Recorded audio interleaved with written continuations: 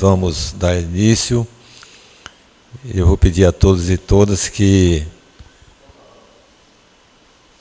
façamos, a prece inicial. Amado Mestre Jesus, com as vossas bênçãos, as bênçãos de Deus, iniciamos agora, Pai, a nossa reunião doutrinária presencial, rogando ao Senhor a presença dos benfeitores espirituais, do nosso irmão José Petitinga e toda a sua equipe, para que esses irmãos amigos possam nos dar todo o suporte, para que tenhamos uma noite edificante, que possamos todos compreender a mensagem de luz que a nossa irmã Valéria vai nos trazer nesse instante. E que os bons irmãos de luz envolvam a nossa irmã Valéria, para que ela possa transmitir com a clareza e objetividade que lhes são peculiares a sua mensagem tão importante para todos nós que estamos aqui na Terra, mais uma vez reencarnados, para procedermos nosso reajuste diante dos nossos credores e principalmente diante das leis eternas. Que a nossa noite, Senhor Jesus, seja uma noite amena, muita paz, muita luz, onde todos nós, encarnados e desencarnados, possamos aproveitar este momento. Pai nosso que estás nos céus, santificado seja o vosso nome, venha a nós o vosso reino. Seja feita a vossa vontade, assim na terra como nos céus.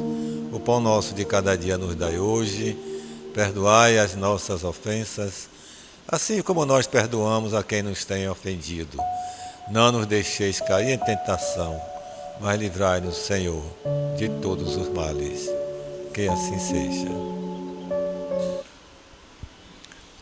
Então, meus irmãos e minhas irmãs, para a nossa alegria, nós convidamos nossa irmã Valéria para fazer a sua palestra. Obrigado.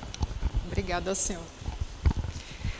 Boa noite a todos os irmãos aqui presentes, Iniciando o nosso 2024, nesse mês de janeiro. Boa noite aos internautas que vão nos assistir posteriormente também. E hoje a gente vai refletir um pouco, me foi pedido, sobre as questões voltadas a um tema muito importante, que é a melancolia. Vamos pedir aos espíritos mentores, seu Edson já falou um pouquinho sobre isso aqui, da casa, ao Senhor Jesus, que possa nos dar uma palavra amiga, uma palavra de conforto, de acolhimento e de carinho, uma transmissão de uma mensagem bastante objetiva, clara e simples para todos nós, porque todos nós precisamos dessa mensagem. Então, melancolia está no capítulo 5, no item das instruções dos espíritos. Nós aqui, pelo menos por mim, já tivemos 3 momentos que estudamos o capítulo 5. Estamos sempre abordando aqui. Estudamos o bem e o mal sofrer. Seu Edson fez uma palestra abordando o suicídio. Trabalhamos também as causas das aflições. E hoje a gente vai trabalhar essas instruções dos espíritos. Esse capítulo 5, que é o capítulo Bem-aventurados aflitos, ele tem como tópico justiça das aflições, causas atuais das aflições, causas anteriores das aflições, o esquecimento do passado, motivos de resignação, suicídio e a loucura e as instruções dos espíritos. E por um acaso, ao me debruçar sobre esse capítulo, me chamou a atenção algo. É o 2º capítulo maior do Evangelho.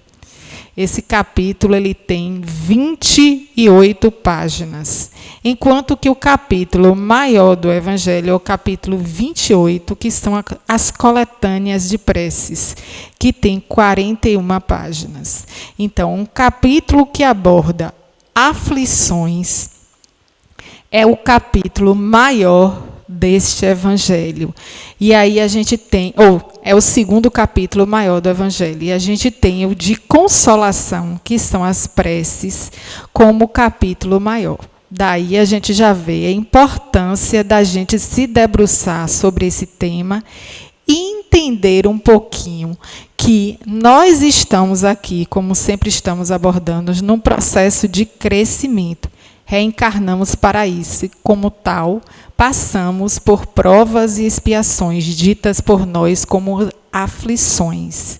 E aí esse capítulo vem justamente nos mostrando isso.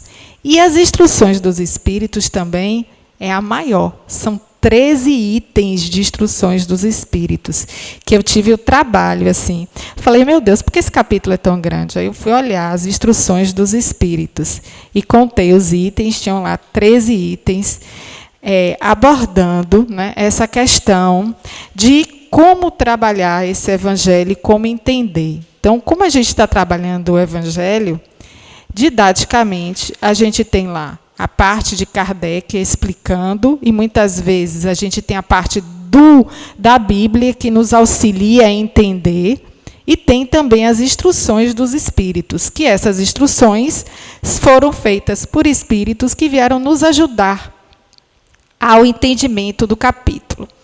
E nós vamos abordar, como eu já falei, a melancolia. Esse capítulo de melancolia, o espírito que escreveu foi François de Geneve. E eu tive a curiosidade de saber quem foi esse espírito que escreveu sobre a melancolia e abordou esse tema. E ao me debruçar, eu vi que ele nasceu em 1567, num castelo de sua família em Savoia. Os pais eram da alta nobreza e muito religiosos. A mãe, inclusive, quando ele era pequeno, levava para a missa, muito católica, ensinando a entender a Bíblia. Ele foi um jesuíta, que foi canonizado. Canonizado e tinha como nome São Francisco de Sales. Então, nós podemos observar que, muitas vezes, no Evangelho, a gente tem santos, que são santos até nessa edição da Igreja Católica, que escrevem alguns capítulos, como, por exemplo, São Luís, São Vicente de Paulo, o Santo Agostinho, o nosso Paulo, o apóstolo, e espíritos também que estão lá, como Emmanuel, Lázaro e Joana de Ângeles, que tem 2 capítulos, que fala lá, é abordada como espírito amigo no Evangelho segundo o Espiritismo. Então, que trouxeram as contribuições. Por que eu trago isso? Na perspectiva da gente olhar este Evangelho com mais carinho e se deter nele, até independente de ser espírita, kardecista ou não, e ver que a palavra de Jesus está aqui, transcrita por Kardec, e pode ser utilizada plenamente, deve ser debruçada em muitos momentos de nossa vida. E quanto é importante se a gente, em momento de aflições, de dúvidas, pudéssemos, antes de tomar uma decisão, fazer a abertura do Evangelho e refletir um pouco. É o que eu chamo de evangelioterapia. Refletir um pouco sobre o que é que essa lição está nos dizendo, está nos trazendo para nos ajudar a entender o nosso dia a dia. E aí ele optou, né, François de Geneve, por seguir Jesus. E ele escreveu muitos livros, com várias parábolas muito interessantes. E nesse item das instruções dos espíritos, na melancolia, ele vai resumir em 21 linhas as causas, ele vai resumir o que ocorre e as soluções possíveis para essas aflições, quando ele fala em melancolia. Então, ele teve uma capacidade, ao meu ver, muito inteligente, muito objetiva, de, em 21 linhas, ele escrever as causas que nos afligem, né, que nos tornam melancólicos, o que é que ocorre com o ser humano e qual a solução para que a gente possa, então, sair dessa melancolia. E o que é que vinha a ser o termo melancolia? A gente, às vezes, usa e tal, e eu fui pesquisar um pouquinho sobre isso. Então, a origem do termo melancolia é de origem grega. Foi um conceito apresentado por Hipócrates. E melancolia está muito ligado, Hipócrates criou esse termo, ligado à teoria humoral. Então, a teoria dos humores, relacionado principalmente com a saúde do indivíduo. E ele criou essa teoria tendo por base que a saúde do indivíduo está ligada a 4 tipos de humores, que está ligado, naquele momento, naquele pensamento, apenas ao corpo físico, que estaria ligado à bilis amarela, à bilis negra, ao sangue e ao fleuma. O equilíbrio da bilis amarela, da bilis negra, do sangue e do fleuma, traria a saúde do indivíduo. Então, uma abordagem que hoje a gente já não aceita tanto, porque a gente tem a abordagem também espiritual, que está diretamente relacionada com a saúde. Então, hoje a OMS, que é a Organização Mundial de Saúde, preconiza que saúde é o bem-estar físico, é o bem-estar social e é o bem-estar espiritual. Para se ter saúde, a gente precisa estar bem fisicamente, socialmente, no convívio, né, com os nossos, e também precisa estar bem psicologicamente. Mas, na época, essa saúde era derivada apenas do corpo físico e do equilíbrio das bilis, do sangue e do fleuma.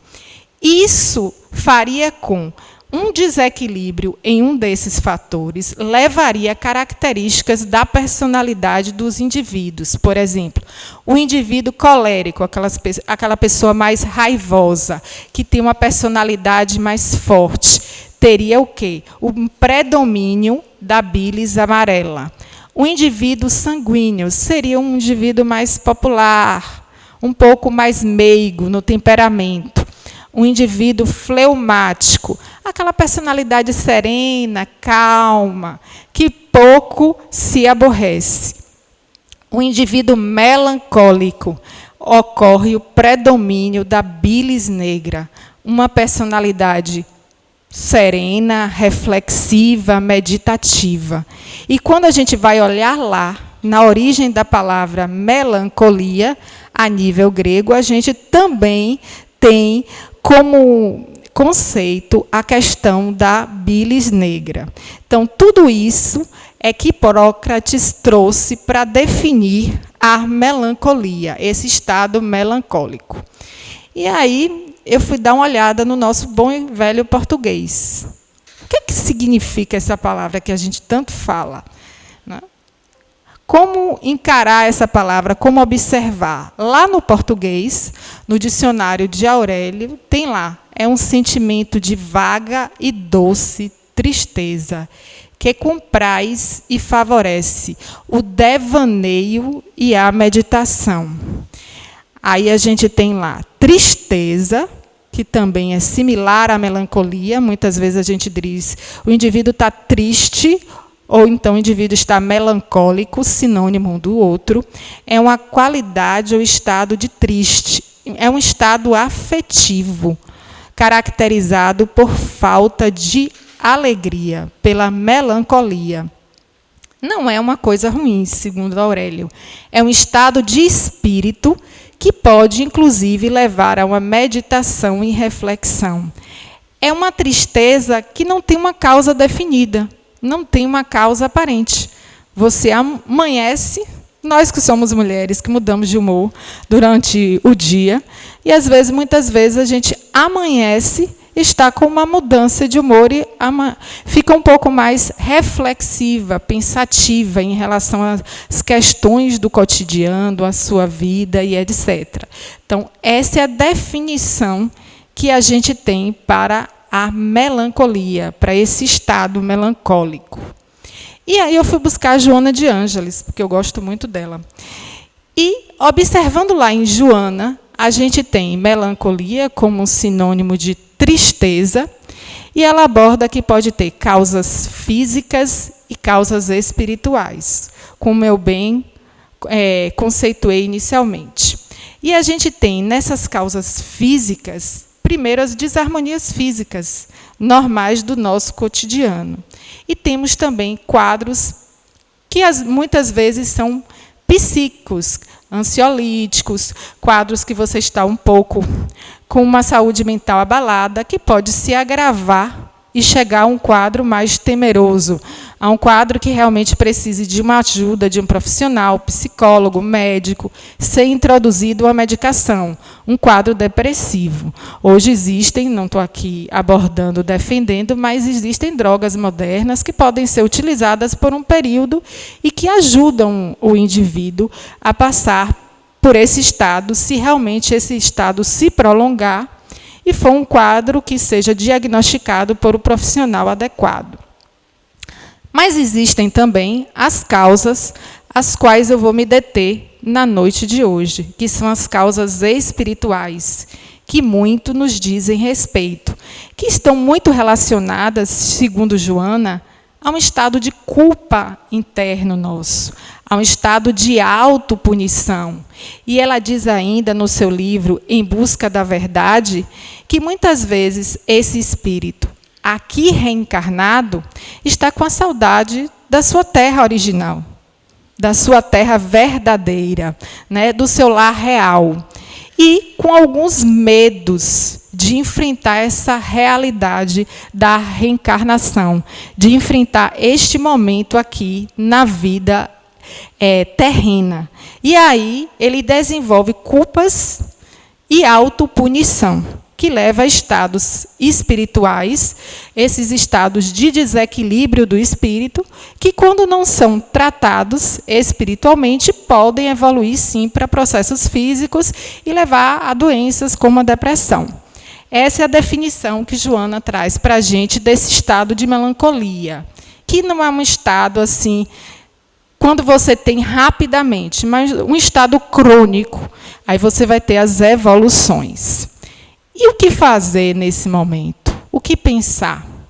Então, aí François, né, Francisco de Sales, nos traz lá, nesse capítulo 5, o seguinte: sabeis que, porque uma vaga tristeza, eu aí grifei para a gente entender que é uma vaga, uma pequena tristeza, se apodera por vezes de vossos corações. Vos faz sentir a vida tão amarga?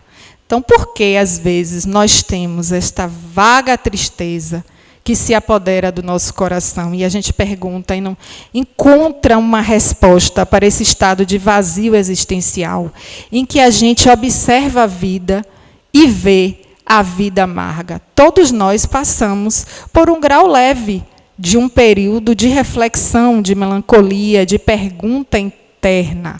Então, o próprio espírito, ele acaba sendo um limitante dessa vida material. Ele começa a ver essa vida material de forma limitante.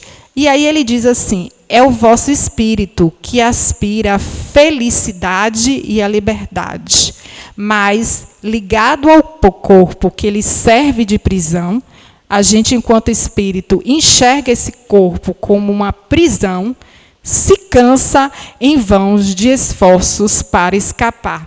E aí a gente fica nesse estado melancólico que não vê muito sentido na vida. E vendo esses esforços, que esses esforços são inúteis, cai no desânimo, fazendo o corpo sofrer sua influência, com uma lassidão, ou seja, fica apático. Quando eu fui olhar o significado de lassidão também, extremamente apático, com medo das situações, preocupações do que vai acontecer amanhã, depois da manhã. Então, a gente uma preocupação exacerbada com a vida, não vivendo cada dia e o que cada dia nos apresenta. Porque hoje estamos aqui, vamos pensar assim, um pré-planejamento do que vamos fazer amanhã. Mas a gente não sabe nem daqui a meia hora o que vai fazer. Imagine o que vai fazer amanhã. Então, essa preocupação exacerbada com o que vai acontecer é o que caracteriza essa lassidão. E aí a gente tem, né, que o Espírito fala mais ainda, um abatimento e uma espécie de apatia que de vós se apoderam, tornando-vos infelizes, segundo François de Geneve. Então, é uma diminuição de força, você tem uma fadiga, um tédio pela vida. Isso caracteriza uma das paixões que nós temos da alma, que é a tristeza. Nós temos paixões boas e também paixões que são cultivadas, que são ruins ao nosso espírito, que é a tristeza. E serve de advertência quando a gente começa a ter esses sentimentos. De advertência para quê? Para que a gente possa olhar ao nosso redor e nos chama a um sentimento de compaixão, primeiro para com nós mesmos e depois para com o outro. É nesse momento que devemos observar quais são os nossos propósitos enquanto espíritos vivendo uma experiência material. O que estamos aqui a fazer? Qual é o meu propósito?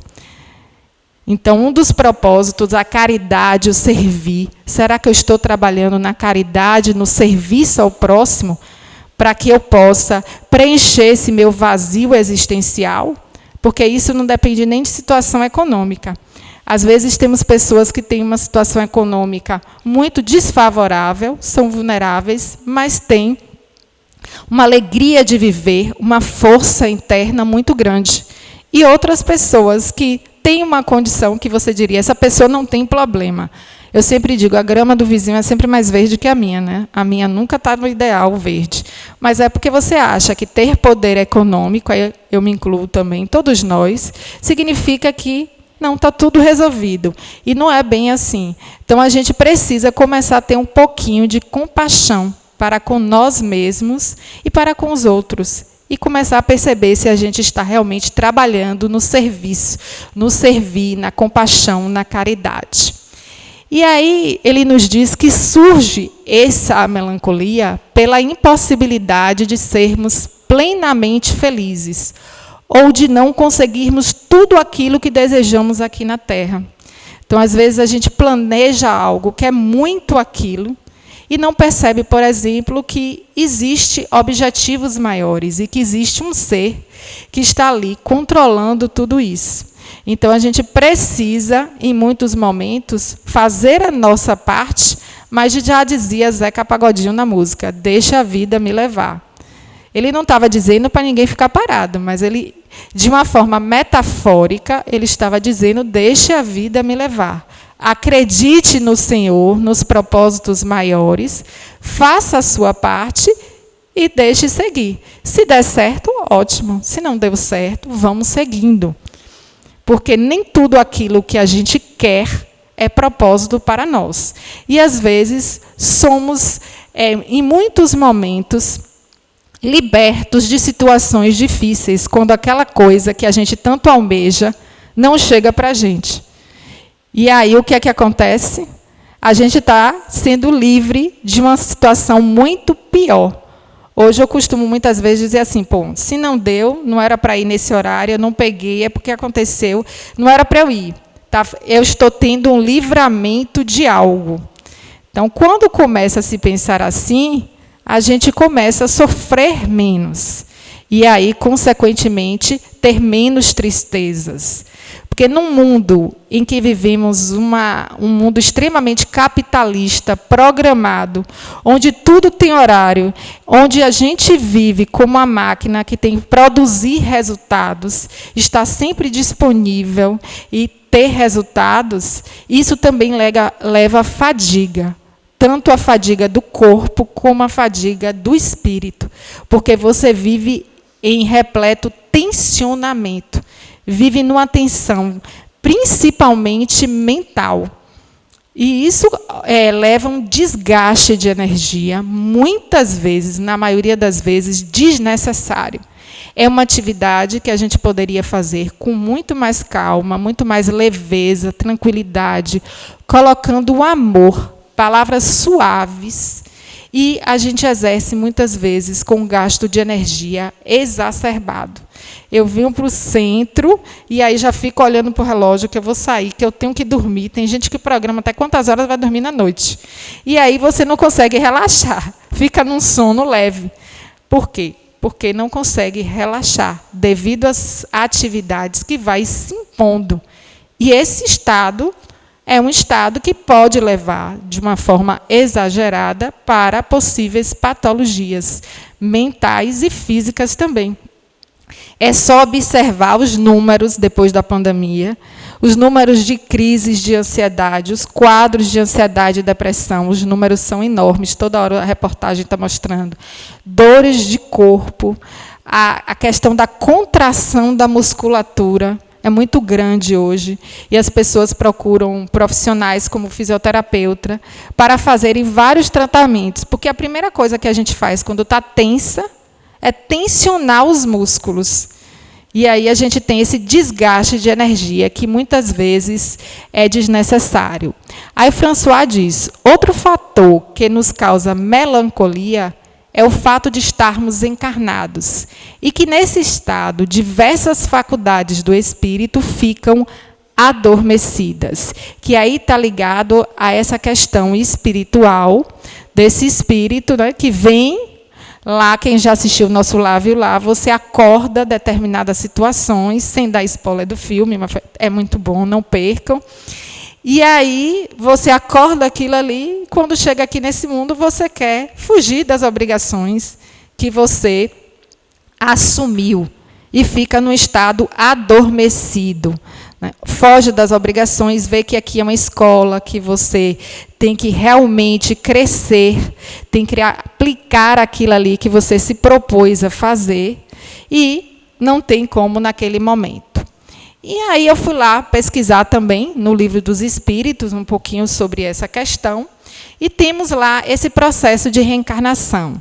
E na questão 117 do Livro dos Espíritos, diz assim, o progresso depende de nós, esse progresso, já que nós, enquanto espíritos, estamos aqui para progredir, o progresso dependeria de nós se fôssemos livres em relação a Deus, diz lá Kardec. Desde quando somos dependentes do Todo-Poderoso, e estamos ligados ao seu amor hoje e sempre, ele é deliberador universal, que criou leis para que fossem obedecidas. Então, a palavra final sempre será de quem? De Deus, em relação às nossas condutas, em relação aos nossos planos. Não é à toa que tem um ditado popular, se Deus quiser, né? Porque a gente faz a nossa parte, deixa o restante por conta dele. Então, esse despertamento espiritual, ele depende de Deus. O esquema é feito por ele. No entanto, foi estabelecida nossa parte, que somente nós haveremos de fazer, como sendo uma conquista espiritual, já que estamos numa escola. Então, o despertar vai ser de Deus, mas tem a nossa parte que a gente tem que fazer, que é evoluir e cumprir as nossas tarefas. E para isso nós reencarnamos. A reencarnação é a chave pela qual se processa o amadurecimento do espírito. Para que nós possamos amadurecer, precisamos reencarnar. E, com isso, a gente tem, quando se encontra algum espírito endurecido, é porque esses têm poucas experiências nos liames da carne e vão estar sempre voltando a ela. Os espíritos evoluídos, eles, os de grande evolução, eles não reencarnam, não é, seu Edson? Na sua grande maioria, porque já estão num patamar que não é necessário estar nessa escola da vida, o dia a dia. A determinação de deuses é de que haveríamos de passar por todas as escalas dos espíritos, a fim de que nos libertemos das paixões inferiores, dos vícios, dos instintos agressivos. Então, é necessário que a gente faça vá reencarnando, para que, à medida que a gente vá reencarnando, a gente vá, dentro dos propósitos que assumimos, a gente possa ir se libertando dessas paixões inferiores, do apego às coisas materiais e mesmo aos nossos irmãos, com os quais andamos no caminho. O amor é puro quando se universaliza em todos os aspectos. E à medida que a gente vai reencarnando, a gente vai entendendo um pouco mais sobre esse amor universal, esse amor fraterno e essa necessidade de reencarnação. E com isso, nós, enquanto espíritos, precisamos de quê?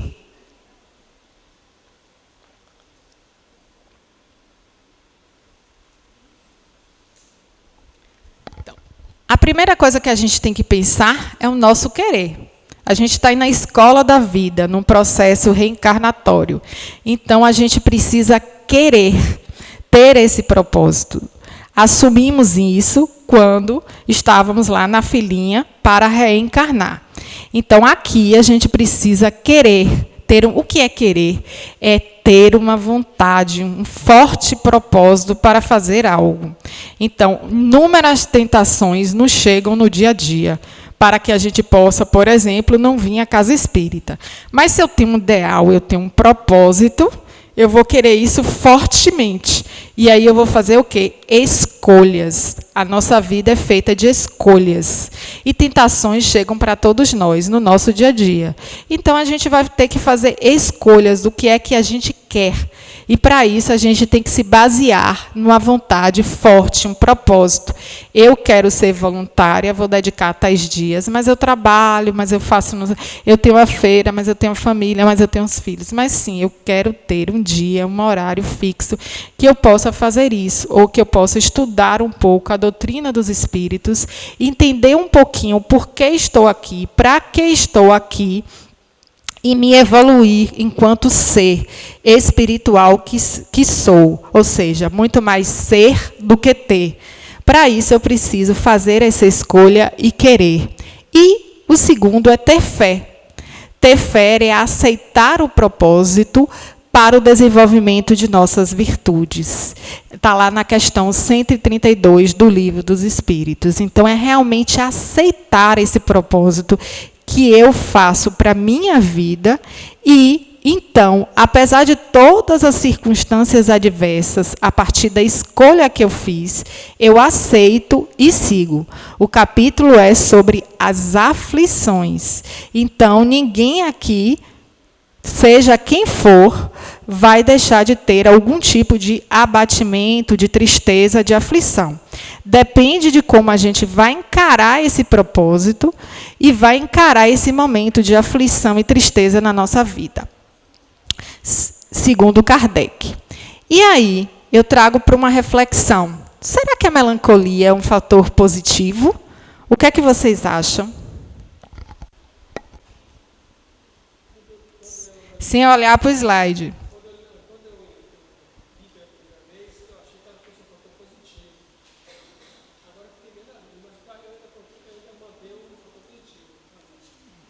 Alguém acha que é um fator... O nome do senhor? O senhor Alain acha que é um fator positivo. Tem mais alguém que acha?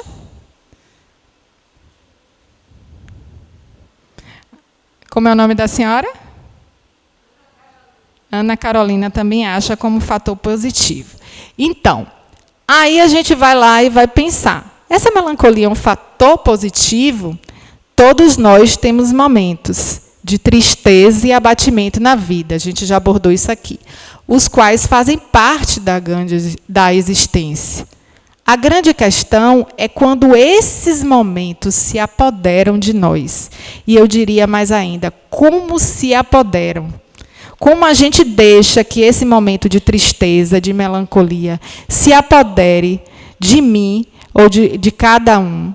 E como isso acontece? Quando ele nos tira o ânimo. A melancolia ela não deve ser tida como algo ruim, não. Por meio dela, podemos retirar momentos de reflexão para a nossa própria vida. E mais ainda, pode nos impulsionar para coisas bem melhores. Mas depende de como eu trabalho essa melancolia no meu psíquico. Olá, Joana de Ângeles, falando da questão psicológica. Então, um momento de tristeza, de abatimento, a gente faz o quê? Tem o seu tempo melancólico, como a gente tem no luto, que a própria psicologia fala, mas depois a gente levanta, ergue a cabeça e segue, e dá a volta. Eu que trabalho com educação, eu costumo dizer assim aos meus alunos: fez, errou, faz de novo, errou, faz de novo, errou, faz de novo, até acertar. Esse final de semana eu assisti um filme bem interessante, eu não vou me lembrar o nome do filme, mas está na Netflix, de uma nadadora, que ela tentou 4 vezes fazer a travessia do canal de Cuba até Miami. E ela veio conseguir fazer essa travessia na 5ª tentativa. Ela é viva ainda. É um filme que está na Netflix. O que é que acontece? Ela conseguiu fazer essa travessia com 65 anos de idade. Ela tentou quando criança, não conseguiu, e aí abordou a possibilidade. Passou a vida inteira, nadou em vários locais, nadou distâncias imensas, ganhou prêmios, mas no íntimo dela estava a vontade de fazer a travessia de Cuba a Miami. E aí ela começou a pedir apoio, não tinha dinheiro, inclusive, para fazer isso. A treinadora, que era uma amiga, disse: não, vai ser muito difícil e tal. Enfim, a treinadora aceitou e foi 4 vezes com ela. E nas 4 vezes aconteceram intercorrências, como, por exemplo, avalanches, tubarão, porque ela não podia sair da água em momento nenhum. Ela passava, se eu não me engano, passa 3 ou 4 dias nadando. Então, a alimentação é via sonda, de noite e de dia, com 2 barcos seguindo. Podem olhar lá. Eu acho que é Nai alguma coisa, não vou me recordar o nome. Está no Netflix. É uma história verídica. E ela teve várias intercorrências, queimaduras corpóreas e etc. Mas chegou um momento que todo mundo desistiu dela. E ela não desistiu do sonho. Inclusive, diziam: você já está muito velha para fazer isso. Os sonhos nunca envelhecem. E ela foi tentando. Aí, na hora que ela conseguiu uma equipe jovem, que ia tentar, na 5ª vez, a ex-equipe dela resolveu dar o braço para ela. Inclusive porque uma das pessoas que estava na equipe estava muito doente e queria fazer algo por si e por ela. E, com isso, resolveram fazer a última tentativa. O filme é emocionante, eu chorei muito no final, quando ela consegue chegar desidratada, quase que não consegue andar para sair da água. E ninguém podia tocá-la, porque ela tinha que chegar até a areia para ganhar, e ela ganhou. Então, assim, isso nos diz que a questão melancólica também pode ser um fator impulsionador. Então, Joana de Ângeles diz no livro Em Busca da Vida: essa expressão de emoção vibrante caracteriza o bom estado de saúde mental, porque é uma fase de curta duração, abrindo caminho para novas percepções dos valores morais mais elevados, que não estão sendo considerados, e logo se transformam em recursos portadores de bem-estar. Então, Joana diz que é um bom estado de saúde mental você sentir um pouco de tristeza, de equilíbrio ou de melancolia.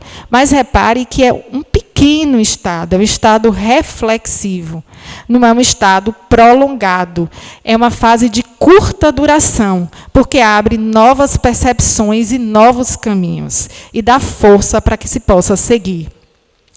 E Lourdes Caterine nos diz no livro Conviver e Melhorar: tudo o que nos acontece é uma mensagem da vida mais alta, tentando equilibrar o nosso mundo interior. Então, as coisas ruins que nos acontecem, a melancolia, ela tenta equilibrar também esse nosso mundo interior. Se assim a gente souber receber e souber viver essa situação. E quando é que a melancolia vira um desequilíbrio? Quando contribui para o desinteresse pela vida, para a falta de observância da beleza que existe em toda parte, da beleza da natureza, do sol, da lua, de tudo o que a gente tem e de todas as oportunidades que temos no nosso dia a dia.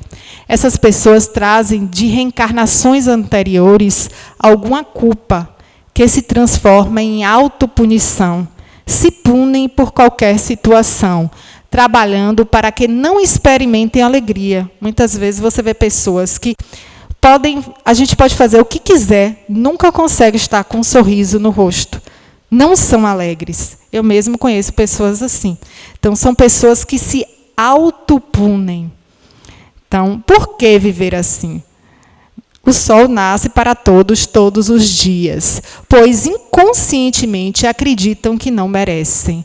Então, isso é uma forma inconsciente, lá no inconsciente, eles acreditam que não merecem aquilo que lhe é ofertado, aquilo que a providência divina oferta todos os dias. E muitas vezes isso vai fazer o quê? Faz com que a gente tenha autopunição. E assim sendo, o ser adoece, porque não acredita que pode ser feliz, mesmo que relativamente, porque a gente tem momentos de felicidade. Nós não somos felizes o tempo todo. Temos que ter realmente ciência disso. A vida é feita de momentos de felicidade. Sentimentos desequilibrados podem infundir-lhe a sensação de que viver não vale a pena. Então, muitas vezes, nós temos jovens nesse estado, e aí recorrem a quê? Às drogas, às questões ilícitas, porque não veem sentido maior na vida. Então, a gente precisa refletir até onde essa melancolia é um estado reflexivo, é um estado que vai nos impulsionar, ou quando ela se torna algo patológico, que realmente precisa de uma ajuda de um profissional, como é importante as redes de apoio, tá?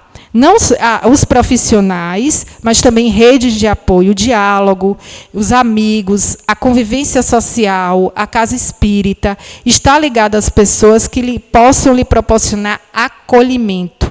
Quanto menos a gente fala, mais difícil é. E quanto é importante a gente também, nesse acolhimento, ter a escuta. É uma coisa que eu gosto demais de trabalhar, é a escuta do outro. Eu fico feliz, me realizo nesse trabalho de escuta, porque naquele momento a gente pode estar auxiliando muito e prevenindo sérios problemas psicológicos. Então, escutar o outro. Todo mundo pode ter essa oportunidade de fazer uma escuta, de escutar, mesmo que não seja um profissional. Eu não sou da área de psicologia, mas eu gosto de escutar. Então, que a gente possa escutar o outro, só escutar, deixar ele falar. Não é à toa, eu já abordei esse tema aqui, que a gente tem 2 ouvidos e uma boca, para que a gente fale menos e escute mais. E aí, essa melancolia, segundo François, ele diz lá, naquele momento que ele apresenta o que é a melancolia, ele diz assim: crede-me, resisti com energia a essas impressões que vos enfraquecem a vontade. São inatas no espírito de todos os homens, as aspirações para uma vida melhor, mas não as busquei neste mundo. E agora, quando Deus vos envia os espíritos que lhe pertencem, para vos instruírem acerca da felicidade que ele vos reserva, aguardai pacientemente. O pacientemente está grifado. O anjo de libertação, o nosso mentor, para vos ajudar a romper os liames que vos mantêm cativo do espírito. Então, ele diz que é para a gente crer e resistir com energia a essas impressões que nos tornam pessoas susceptíveis ao fracasso. E fazer o quê? Porque a gente, muitas vezes, enquanto matéria, se deixa viver pela matéria e quer viver a busca intensa do que é melhor, e não tem esse equilíbrio. Então, que a gente deve buscar na vida espiritual, no entendimento dos espíritos, a resposta acerca da felicidade, e aguardar de forma paciente, nos trabalhando. Ao homem é preciso ter fé. Olha lá a questão dos espíritos, a 117. 2 coisas são necessárias: o querer e a fé. E acreditar na providência divina. Não há dificuldade que não possam ser vencidas. Não vencemos em um determinado momento, porque não era um momento propício, mas com certeza iremos vencer. Trabalhando e servindo, diz Emmanuel no livro Roteiro, aprendendo e amando, todo dia estamos aprendendo algo, e colocando acima de tudo o amor, a nossa vida íntima ela vai se iluminando e vai se aperfeiçoando, entrando gradativamente em contato com os grandes gênios da imortalidade gloriosa. Ou seja, não é uma coisa rápida, é uma coisa gradativa, aos poucos. Não vamos acordar amanhã querendo a transformação. A transformação ela ocorre de forma gradativa, processual. A cada dia ou a cada reencarnação, a gente bota um degrauzinho e vai chegar lá. Devemos, pois, compreender que nunca somos desamparados e que a atividade no bem nos reguarda de todo o mal. O mais importante é ter certeza que não estamos desamparados, que, tendo fé e trabalhando, os nossos mentores espirituais estarão nos ajudando e nos resguardando de males maiores. Então, e ele diz lá, lembrai-vos de que, durante o vosso degredo na terra, ou seja, durante o momento que estamos aqui encarnados, tendes de desempenhar uma missão de que não suspeitais, quer dedicando-vos à vossa família, quer cumprindo as diversas obrigações que Deus vos confiou. Então, temos missões, cada um vai ter a sua missão, que pode ser com a sua família. Então, às vezes a gente é uma pessoa que exerce a caridade para com o próximo, mas não exerce a caridade para com a sua própria família. Então, trabalhar esse acolhimento, essa caridade, já começando na família, porque sabemos que a família, essa família que nós temos, a família consanguínea, que convivemos no nosso dia a dia, já é uma grande escola para todos nós, porque temos espíritos que estão ali reencarnados com missões diferentes, que estão juntos. E temos também a nossa família universal. Se, no curso desse degredo, provação, porque a vida é de provas e expiações, né, exonerando-vos de vossos cargos, sobre vós desabarem os cuidados, as inquietações e tribulações, sedes fortes e corajosos para suportar. Então, o Espírito aconselha que sejamos fortes e corajosos para suportar as tribulações da vida. Afrontai-os resolutos. Dura um pouco e vos conduzirão à companhia dos amigos por quem chorais, e que, jubilosos por ver-vos de novo entre eles, vos estenderão os braços, a fim de guiar-vos a uma região inacessível às aflições da terra. Então, isso dura pouco. A gente precisa se trabalhar e, com certeza, seremos conduzidos por amigos que nos ajudarão a passar por todas essas questões. E aí, como fazer isso? Como trabalhar essas questões, tá? Que São Francisco de Sales nos traz? Eu resolvi resumir. E aí a gente tem lá, primeiro, tendo a nossa consciência tranquila, autodescobrimento, como Joana fala, autoconhecimento, fazendo a nossa parte da melhor maneira possível. Devemos compreender que no início nada será fácil. Quando é fácil, a gente já tem logo que desconfiar. Algo tem aí de esquisito. De vez em quando me aparecem umas propostas que eu digo, eu já estou ficando assim, desconfiada disso.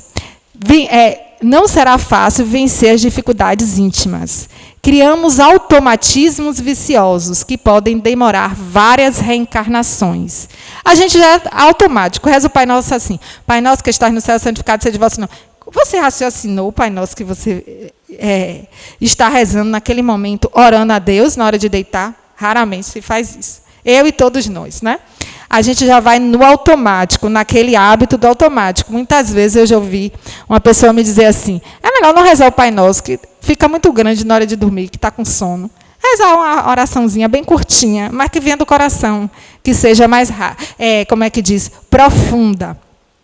Fazer a limpeza de nossas intenções. Está em nós a fonte que controla ações e reações. Muitas vezes a gente ouve algo e já reage. Nem deixa a pessoa terminar a fala, eu já estou aqui preparado para a resposta que eu vou dar fulano. Então, vamos fazer a limpeza de nossas intenções, não vamos consertar o mundo. Cada um vai fazer a sua parte e colocar a sua gotinha no oceano. Faça a minha parte e limpo as minhas intenções para com o outro, porque o processo de crescimento é individualizado, cada um tem o seu. Reajuste das maneiras, mudar a causa que comprova, que provoca aquele comportamento inadequado. Se eu tenho um comportamento que muitas vezes é inadequado, a primeira coisa que eu preciso fazer é perceber que eu tenho aquele comportamento, porque muitas vezes aquele comportamento está tão enraizado que a gente nem consegue perceber que tem o comportamento. Uma vez percebendo o comportamento, eu vou fazer o quê? Tentar fazer de uma maneira que eu mude esse comportamento. Supressão de hábitos inferiores, pensamentos negativos, por exemplo. A gente sabe que a grande lei é orai e vigiai.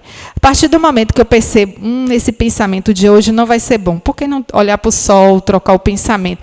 Fulano está preparando alguma coisa para mim. Deixe lá fulano no canto dele, siga seu caminho e não coloque no seu pensamento. Então, eu estou suprindo, naquele momento, esse hábito inferior de pensar algo sobre alguém. Está falando de mim. Então, deixa lá. Se ele estiver falando, falar, todo mundo fala, né? Então, deixa lá. E pense e fará o que pensa. Pense positivo, haja de forma positiva e faça. Faça e você será aquilo que faz. Ou seja, pense sobre algo e vivencie esse algo. Que eu acho que é uma das grandes coisas do Evangelho. O dia que a gente conseguir isso, vai ser o máximo. Estudar, fazer a leitura e vivenciar o Evangelho do Cristo, a palavra do Cristo. Nós estamos caminhando.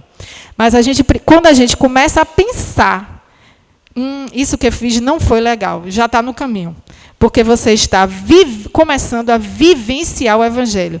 Porque de teoria todos temos muito. Mas vamos ver na prática se a gente consegue realmente colocar em prática aquilo que estamos nos propondo. Então, agindo em favor de nós mesmos. Porque quando a gente age assim, a gente está agindo em favor de nós mesmos. E aí temos que João diz lá, no capítulo 4, versículo 35. Eis que eu vos digo, levantai os vossos olhos e vede as terras, que já estão brancas para a ceifa, ou seja, para o trabalho. Ele nos chama para que a gente vá trabalhar. Trabalhar e primeiro nos trabalhar a nossa conduta, deixando a do outro e seguindo. Dessa forma, a melancolia ela passa a ser alguns instantes da nossa vida, porque o pensamento ele vai estar tão bem trabalhado que ela não vai encontrar espaço. Não deu certo isso, vamos partir para outra possibilidade, que quem sabe a gente não consegue fazer.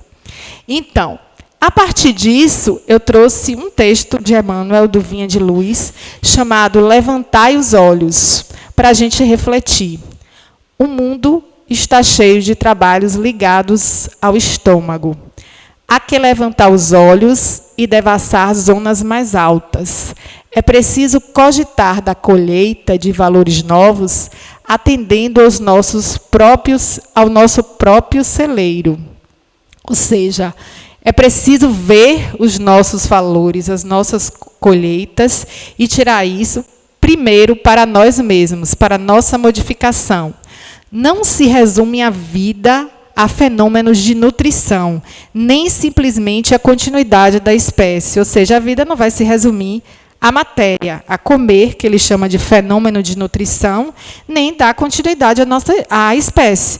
A vida é muito mais que isso. Existe a questão espiritual fortíssima aí. Laboroso serviço de iluminação espiritual requisita o homem. Então, precisamos nos iluminar espiritualmente. valiosos conhecimentos reclamam-no as esferas superiores.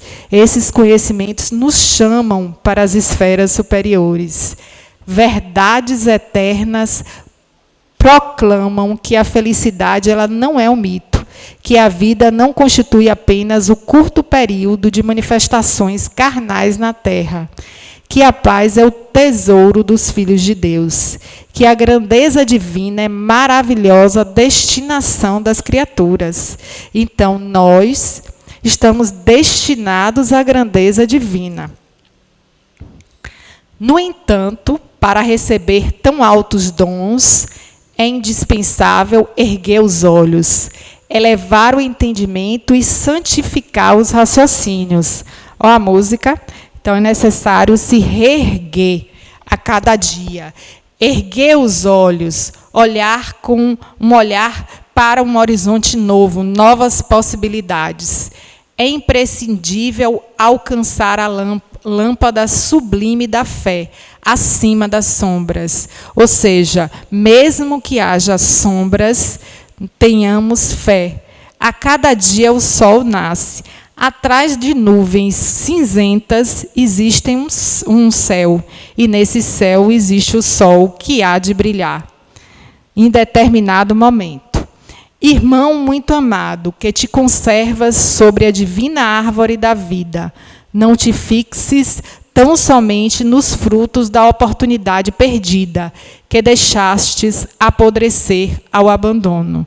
Então, não vamos nos fixar nas não vitórias, nas oportunidades perdidas. Perdi, já passou. Vamos seguir e novas oportunidades estarão ao nosso alcance, para que a gente possa, então, novamente tentar um novo caminho. É necessário apenas o quê? Estar atento para enxergar essas novas oportunidades. Não te escarceres no campo inferior, a contemplar tristezas, fracassos e desenganos. Então, tive tristezas, fracassos e desenganos, todos temos.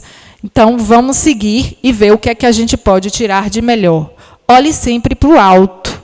Repara as frontes imortais, balançando-se ao sopro da providência divina. Dá-te os labores da ceifa e observa que, se as raízes ainda se demoram presas ao solo, os ramos viridentes, cheios de frutos substanciosos, avançam no infinito, na direção do céu. Emmanuel, em Vinha do Luz. Ou seja, apesar de existir as raízes que estão no solo, a árvore ela vai crescer e vai ter determinados momentos que a gente vai ter frutos. Então, a gente deve sempre estar pensando nessa oportunidade. Eu acho essa mensagem lindíssima de Emmanuel, está no livro Vinha de Luz. E, para concluir, eu escolhi 2 mensagens do próprio Espírito São Francisco de Sales, que assina essa instrução do Espírito que fala de melancolia, que ele tem o pseudônimo de Francisco de Genevê. Ele diz: quando desabe inquietações, sedes fortes e corajosos para suportar. Não espere as eventualidades desta vida com medo. Encare-as com firme esperança de que, ao surgirem, Deus, de quem você é filho, o livrará delas. Somos todos filhos de Deus. E Deus nos livrará, com certeza, de todos os estados de adversidade. Por isso, não devemos alimentar por muito tempo a melancolia. A melancolia deve ser um fator impulsionador em nossas vidas. Gratidão a todos. E amanhã sempre é um novo dia. E o poder mental tem que reinar em nossos corações e na nossa mente.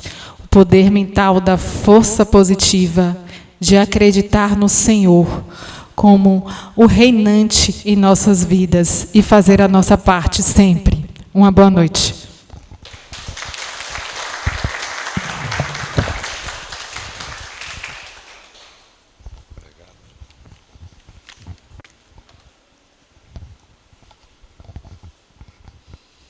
Então, nossa gratidão, né, nossa irmã Valéria, por essa mensagem tão edificante e tão importante para todos nós, não é, gente?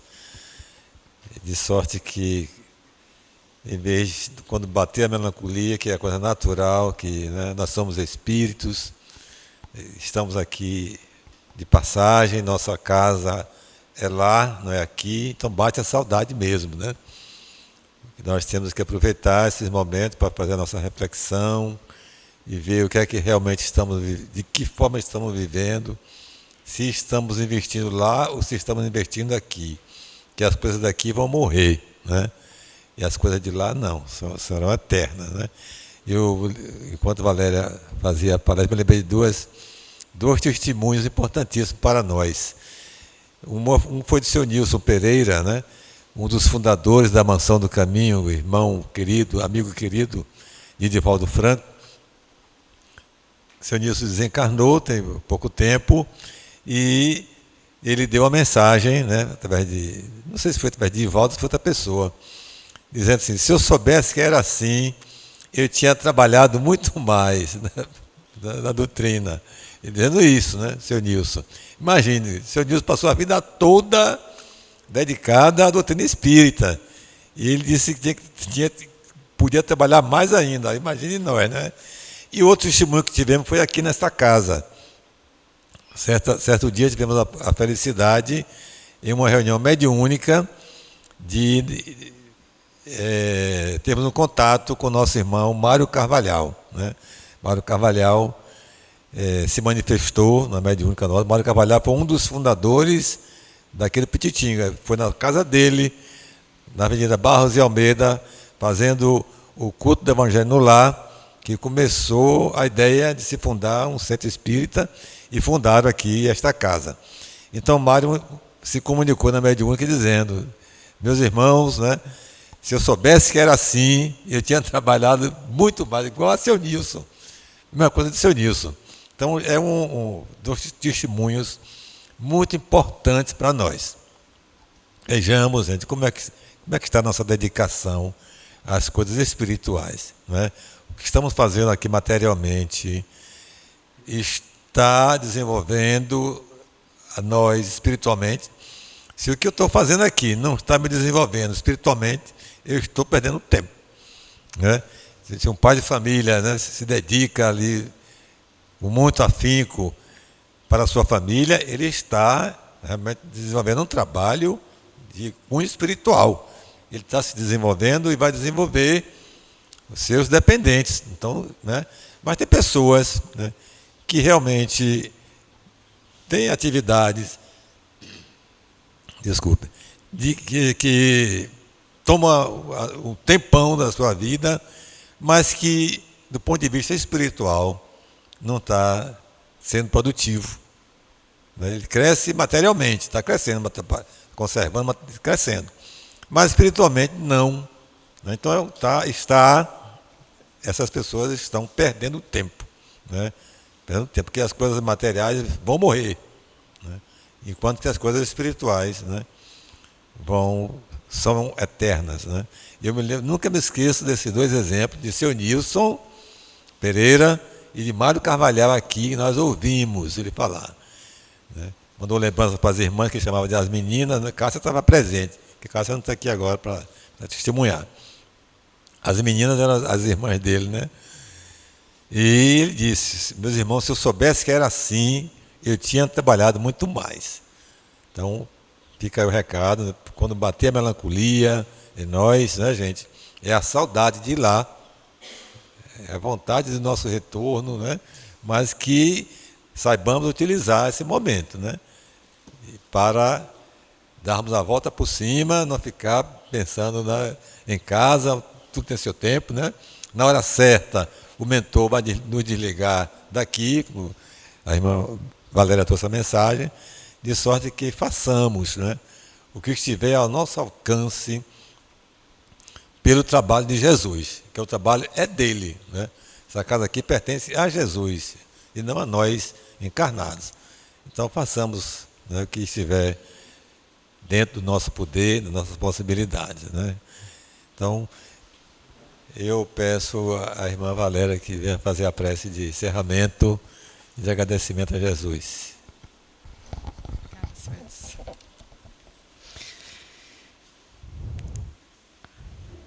Ó Senhor Jesus, obrigada por mais uma noite, por estarmos todos aqui.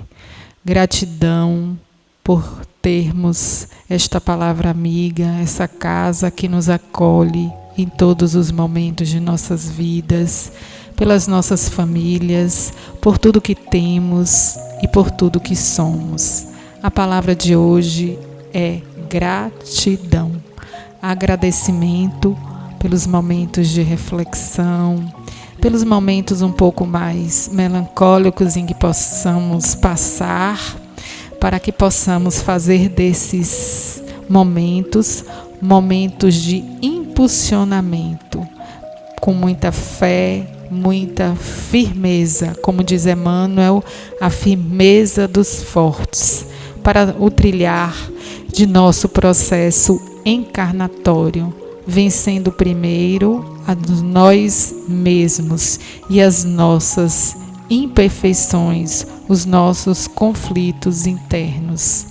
Abençoa-nos, Senhor, hoje e sempre, assim como a todos os que estão presentes, aqueles que vão estar nos assistindo através da internet, aos nossos familiares, aos nossos amigos e aqueles que porventura possamos ter algum grau de indiferença.